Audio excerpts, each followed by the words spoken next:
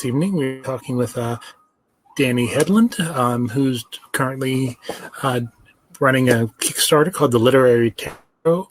And for the Brink Literacy Project, I thought it'd be interesting to kind of bring her on, let her talk about her project, which is has a week to go and is already doing extremely well. So I'm going to stop talking about it and bring in Dani, and we'll find out more about her and her project. How's it going? Well, everything is going really well. Thanks so much for having me. Well, before we get into talking about the Kickstarter, how about tell us how you got into comics, or if you remember the one that, kind of piqued your interest and made you want to, do your own comics project. Yeah, of course. So I was actually I'm off my face dyslexic. And so since I went to this tiny little farm town, they didn't know that. They just thought, oh, that girl is really dumb. So that was pretty much what I grew up feeling like, okay, I'm just going to run off to special ed and not spell fire correctly and then cry in the bathroom. And luckily, my father, being a really good geek, was like, hey, maybe you just haven't gotten into the right way. And he gave me Watchmen, which is, think probably a little too mature to give a child, but I was like, oh, and I just loved it. Comics are a really great way to break through dyslexia or reluctant readers, and I just started voraciously reading everything. But that was definitely my super pretentious gateway, was just like, oh, let's have a very large social commentary on politics and power and violence. And when did you, want to start doing your own projects? Or if you want to talk about the Kickstarter, Literary Tarot, maybe that would be a better question for, to get that conversation started. Yeah, because it doesn't seem like a typical comic book project. Yeah, it's definitely quite the leap. But essentially, the Brink Literacy Project, which is the nonprofit that I run, I've been running it since I was 19. We just kind of got in our heads that stories had the ability to change the world, and we wanted to go about reinvigorating the reading experience everywhere we could. And for me, that's always been a merger of storytelling and art. Not only because it courted me back when I was, spelling things incorrectly in special ed, but it's also a really great tool for anyone who's really reluctant about engaging with education. So I started teaching, the Killing Joke in max security prisons the moment I could, because I knew how much power comics had. And so with the Tarot Project, essentially, to be boring in business, we used to fundraise at galas. That's how we ran a nonprofit. Is you get rich people really drunk, and then you convince them they care about literacy when they usually don't, and then you take their money. But COVID made that not possible. So we were like, okay, how the hell are we going to do this? And then this tarot idea started gestating. And it's kind of everything that I love about comics. It's storytelling, it's beautiful art, it sparks critical thinking, it creates empathy, it makes you really think about what the hell you're doing with your life. So it really seemed like a fun, exciting thing to do. It got really out of hand in the way in which I thought we kind of just do it in-house, because that's what we do. We're a bunch of editors. But it got to a point where I was like, this is silly. I shouldn't tell you everything there is to know about these classics and research 78 books. I should go get the authors that know the most about it. So we started bringing on celebrities, and it just kind of caught on like wildfire. And soon, all of my favorite comic creators who are still alive are on this project. The classics I grew up with, the sort of stories that made me want to go into literature. So it's been very, very surreal. And so let's talk a little bit about how does the tarot literacy tarot work? I mean, I was looking at it, and it was still hard for me to understand. It's just not, it's not saying much, but no, it's very similar to what it sounds like. And if you know tarot, it makes sense. And if you don't, you're just really confused off your face. But I mean, essentially, for anyone who doesn't know anything about tarot is a collection of 78 cards, and you draw them in a very particular order. And then it tells you, I mean, I'm going to say it tells your future, but that's going to sound insane. But it pretty much just like gives you markers. And someone who is a tarot reader will draw a card and then start asking you a bunch of questions about your life. And mostly like when we read books and we empathize with books, you're just shoving your own experience onto the words. So I'm sure not everyone reads Lord of the Rings and thinks, oh man, like Frodo is going through the same things I'm going through in my small town. And like, I don't need to throw a ring into Mordor, but I should not get addicted to meth and get pregnant when I'm 14. Because that's how I read Lord of the Rings. But that's exactly what tarot readings are like. Like anyone can draw the same cards and put different meaning on them. So that's pretty much how tarot works. And then what we wanted to do is every single tarot card has a very particular sort of meaning behind it, an upright and then a reverse meaning. So what we did is we went to the best storytellers we knew. That's Margaret Atwood, that's Mark Millar, Roxane Gay, Pat Rothfuss, and we said, okay, here's a card. What book do you think has these same themes? Or the reverse, tell us a book you really love and we'll help you pair it with a tarot card.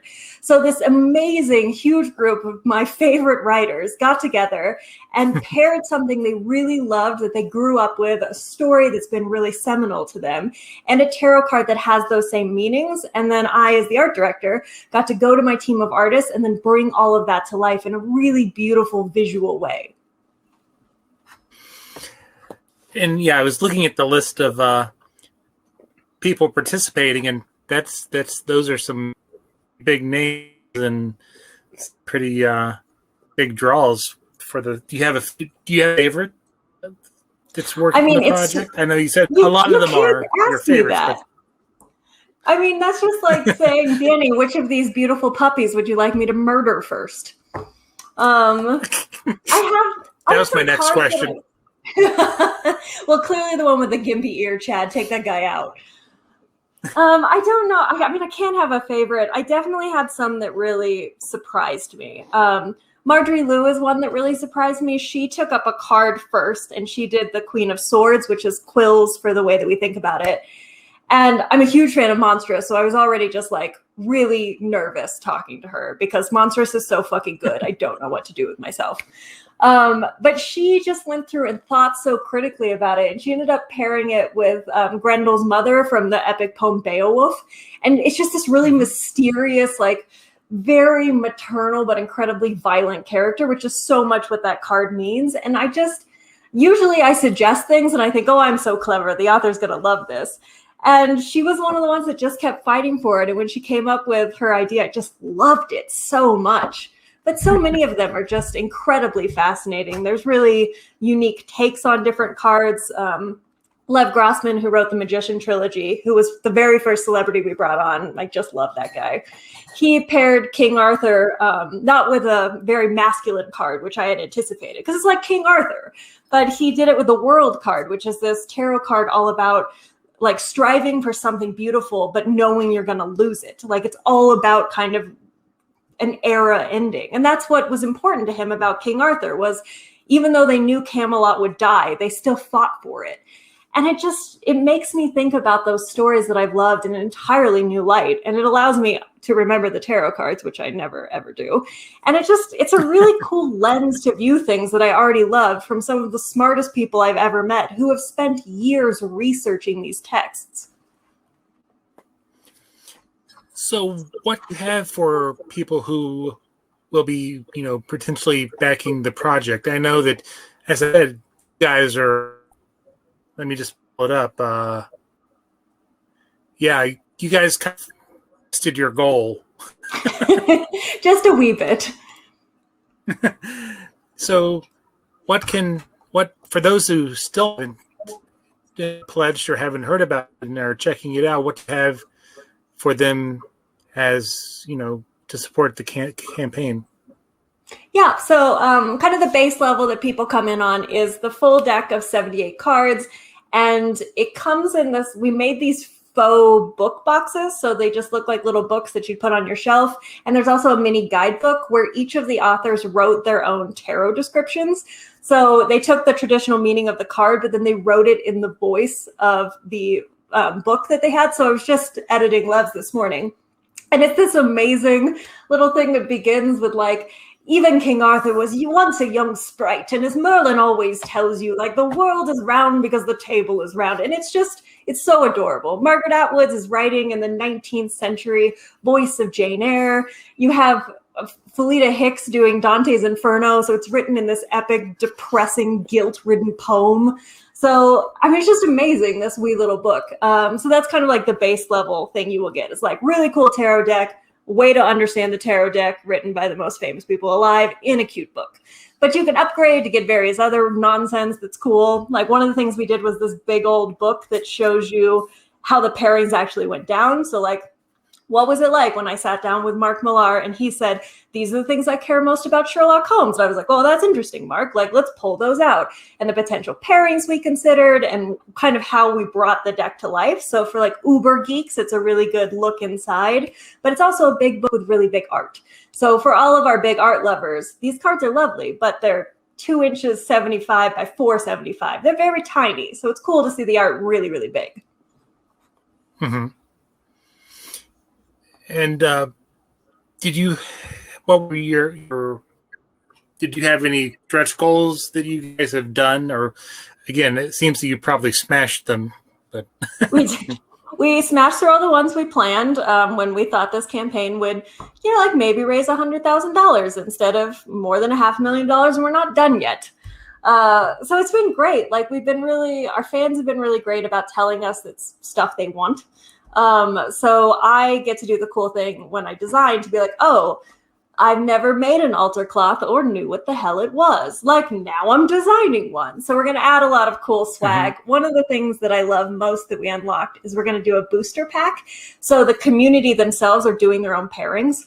So like, we're doing a lover's card right now. So everyone's voting on kind of really understandable things like Romeo and Juliet. But then there's like weird Nordic myths I've never heard of. And like, they're going to get me some gay pairings, which I'm really excited about. So we'll all vote as a community, and then I'll commission out the art. So they'll be able to have the exact same experience that Roxane Gay did, but they do it as a community. So that's really fun. And my artists are excited to do new pages, and I'm excited to have some really weird pairings. Like, the death card currently is Rebecca Roanhorse, who's fucking amazing.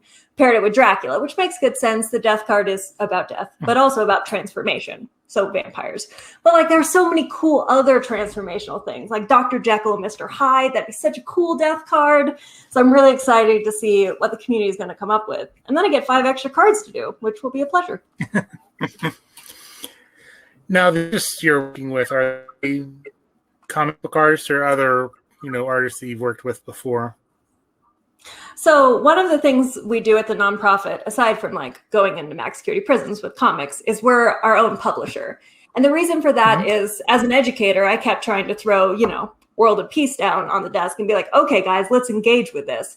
You'd be really unsurprised, but no one in an inner city school where I am the only white person there wants me to bring a dead white person to the floor and be like, let's discuss how this applies to your life. So very early on, I knew that we needed to actually produce stories that were going to connect with people. And the other big thing about literacy is not just, teaching literacy. It's also about making sure great stories are there to inspire. So we have a whole publishing incubator that runs comic incubators for brand new comic talent, because comic is one of the hardest creative industries to get into. And then we bring in debut writers, and then of course all the famous people, as you see on that page, so people buy the book. But we create these really beautiful anthologies called Friction. And they're full art. There's a comic in every one. It's everything from sci-fi to very pretentious poetry. And it's supposed to court readers all around the globe. So we've been making really great products for a very long period of time. So I already had a really great art team. But I particularly pulled the ones that had the most comic experience together, because it's about visual storytelling, and then brought on 2 newbies who are so great. And that's kind of my 5-person team. Everybody took a suit, which is still like a year worth of work, but they haven't murdered me yet. So that's going incredibly well. And yeah, I know you mentioned a little bit about, the publication is Friction. Yeah. Because I saw that a subscription was part of the rewards. So is that, something that anybody could subscribe to, or? Yeah, you can subscribe. I mean, thousands of people subscribe to Friction now, which is how we can keep running it. So that's great. But anyone who wants to jump on that train, I think the books are pretty much the best thing ever. It's the fastest growing literary journal in the world, which should feel really impressive, but it's a literary journal, so like, who reads that? But they're really exciting, and we got really lucky because when we were starting to think about building this tarot deck, it actually started, I got a beautiful submission about a tarot story told entirely in Yelp reviews. It's a murder mystery about a missing tarot reader. It's so good. But I started to be like, what's up with this tarot thing? This happened last summer. And I mean, the universe is beautifully serendipitous. But after I got that story, I started to get some really weird pitches. One of them is about this stage magician that accidentally taps into time magic. There was this amazing apocalyptic story about a man who starts seeing warnings about whales, and that somehow tells you how the apocalypse is going to happen. There were incredible stories about divination. And I was like, oh man, like these are coming together to form an arcana issue. And just about the time we made that decision, we decided to do this tarot deck. So they actually come out at the same time, which is so serendipitous. So one of the things you can do if you really love stories, like not just tarot, but wouldn't it be nice if you read? There's an incredible book issue of Friction. It's got an opener from Holly Black that is a quiz on whether or not to find out if your wife is a changeling or just incredibly free-spirited and how to kill her anyway. There is a incredible comic by Rebecca Roanhorse, which is like, it's a creation myth where like this beautiful little girl named Starlight manifests terror, which is just this black blurb of nonsense that goes about like eating everyone she loves. It's so great. And so the whole issue came together as this really incredible sort of thing. But Friction is like that. Like there's a theme for every single issue.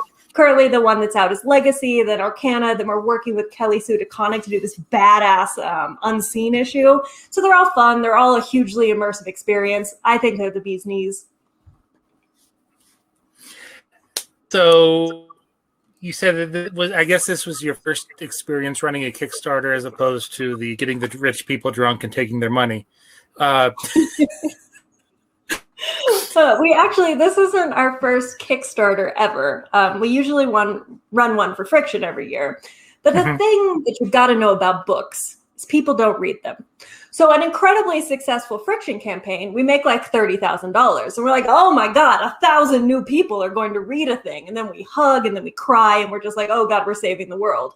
So this is a really new experience where, nearly 10,000 people already are like, oh my God, I love this tarot deck. So I've never experienced this level of success. And I think that is both incredibly amazing and also makes me wonder why I dedicated the last 15 years of my life to books. But we're tricking people into reading, and that's going to make me feel good about myself. So are you, another thing I'd like to ask, people, are you currently reading anything comic-wise or, that, people should check out? Yeah, whenever I'm incredibly stressed out at work, I just reread my favorite comics. It feels kind of like the comfort of like your mother cradling you after like a really bad day at high school. So I reread all of East of West because Jonathan is so amazing, it hurts my soul. I reread Wicked and the Divine so I could cry at the ending. I reread Monstrous like every 6 months. But there is a one-off called God Country. For the love of God, I can't remember the author's name. It is so good. I teach it in prisons. I think it's incredible. If you guys haven't read it, it's so good. But yeah, I'm going on like a full reread binge. Hold on, I'm just looking because I want to say I know who writes that. Donny Cates.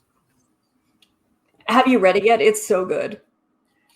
No, I'm going to because it was just optioned for a series on one of the streaming services. What? Wow, I'm really behind on my geek news. That is so exciting. Oh my, it's so well written. It's just so well paced. You should actually just leave this podcast right now and go read it. Well, I might just do that after I get a final pitch from you about the project and why people should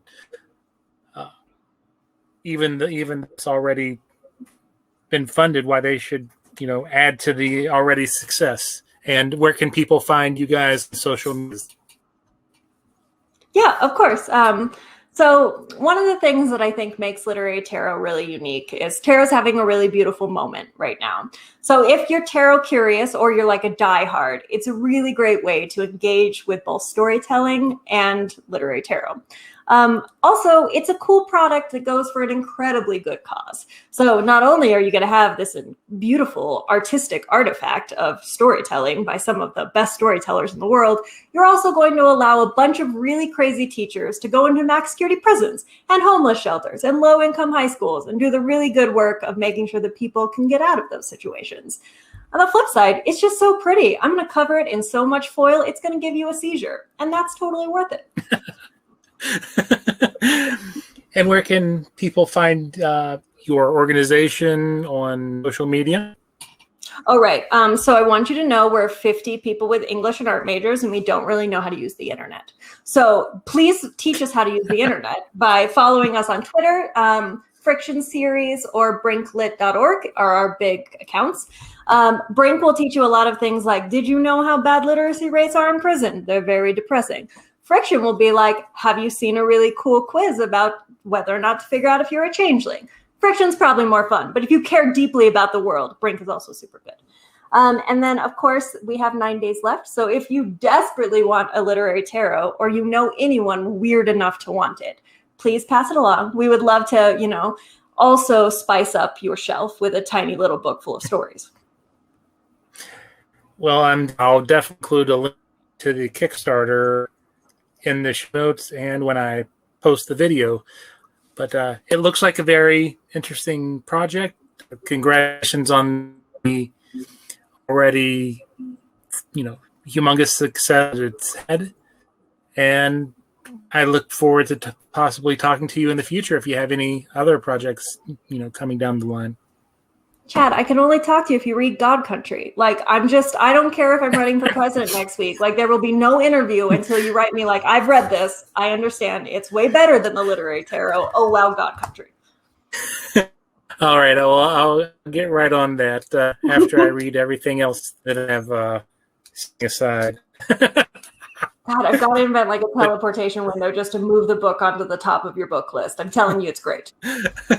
Well, I will definitely check it out sooner rather than later. Well, thank you so much for having me and let me ramble about this very silly, very delightful tarot deck. Well, thank you for taking the time and, stay safe, stay healthy. And I look forward to talking to you in the future about God Country and your other projects. That sounds lovely. Have a nice night.